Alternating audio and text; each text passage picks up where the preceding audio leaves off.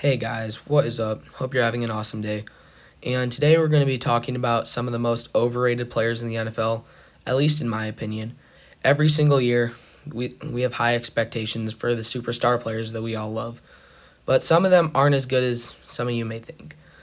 And that's what we're going to be diving into in this video. But before we get any further, please drop a like on this video and subscribe if you want to stay up to date with our videos. And let's get into it.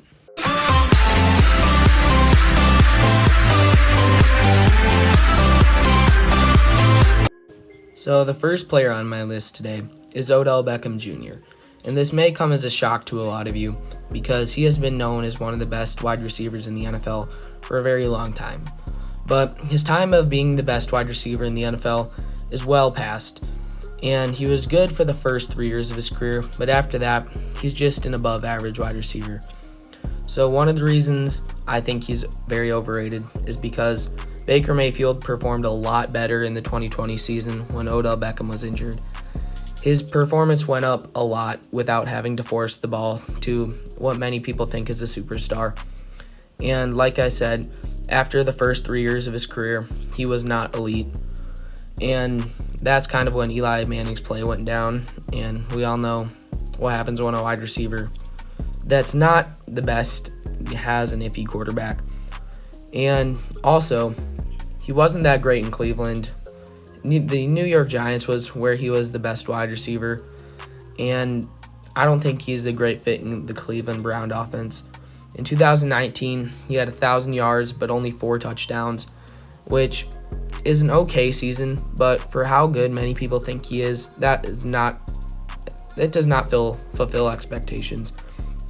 And in 2020, he had 300 yards and 3 touchdowns in 7 games.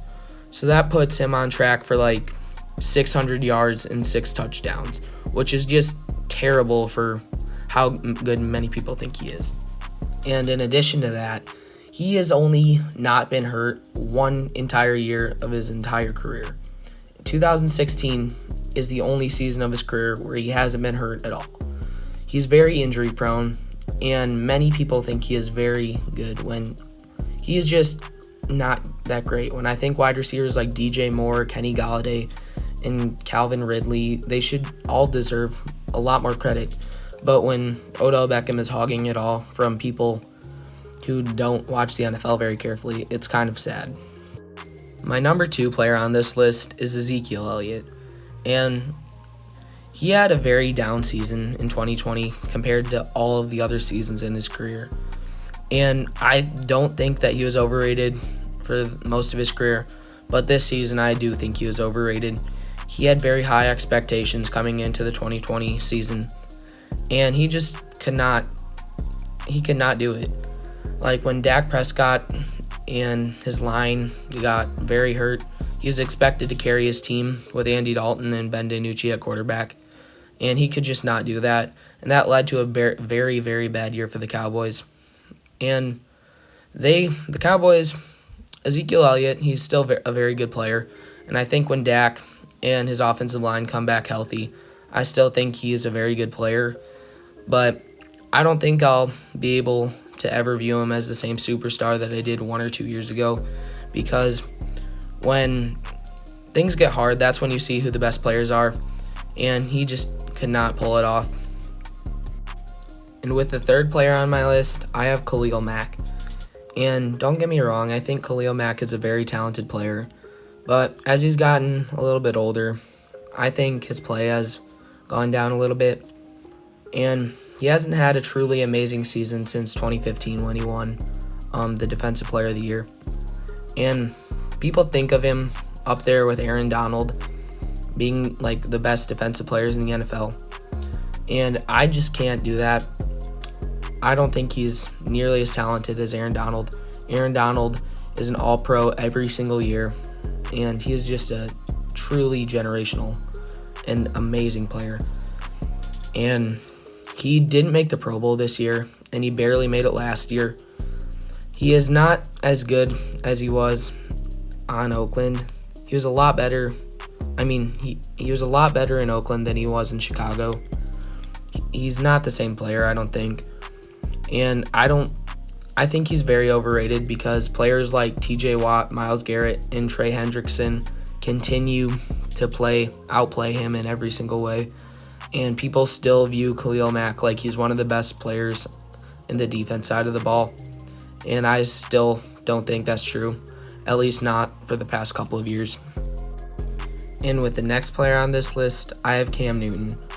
And one of the reasons I think he is overrated, he's very injury prone. He gets hurt an insane amount.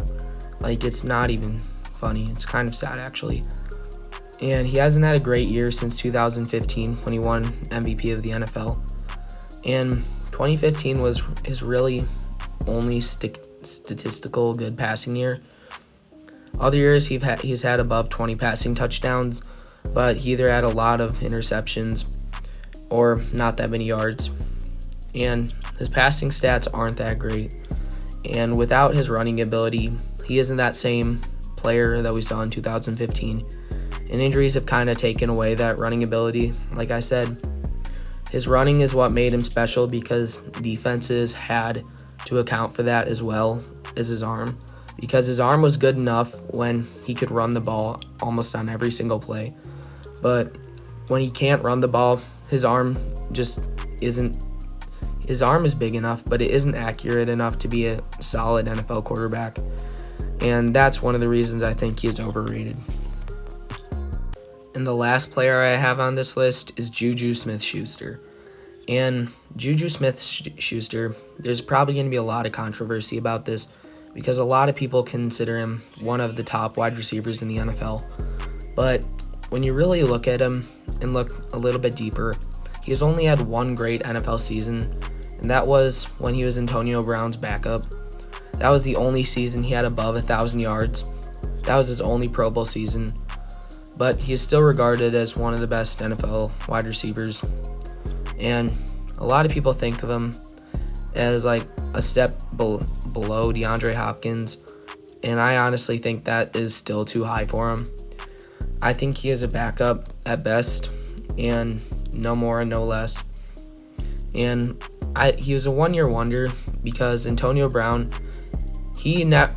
on that play, he didn't get Jalen Ramsey put on him there. And also, Antonio Brown was the one who had to take all of the good cornerbacks. And Juju SmithSchuster, he is very good against number 2 cornerbacks, but he just can't do it when he's playing against cornerbacks like Stephon Gilmore, Jalen Ramsey, and he's just going to get shut down every single time because he's not good enough of a player to be a true number 1 wide receiver. And in 2020, he had 800 yards and 9 touchdowns, which is a pretty good season, but it's not the best or anything, and still not above 1,000 yards. In 2019, when he had no quarterback to throw him the ball, and he was the number 1 wide receiver on the team, he had 500 yards and 3 touchdowns, which is just kind of sad for how good people think he is. And his only good season was in 2018 when he had 1,400 yards and 7 touchdowns. That was also one of Ben Roethlisberger's best seasons, so he also had that going for him. And I think Chase Claypool will grow into the number 1 wide receiver for Pittsburgh, and many people think Juju SmithSchuster is still very good, but I think in the next couple of years, many people will get to know how he isn't really that amazing wide receiver we saw in 2018. So guys, thanks for watching the video, and if you liked the video, please like and subscribe. And if you want to stay updated, subscribe to the channel. It only takes 1 click down below, and it really helps out the channel. And that's pretty much it for now. See you in the next video.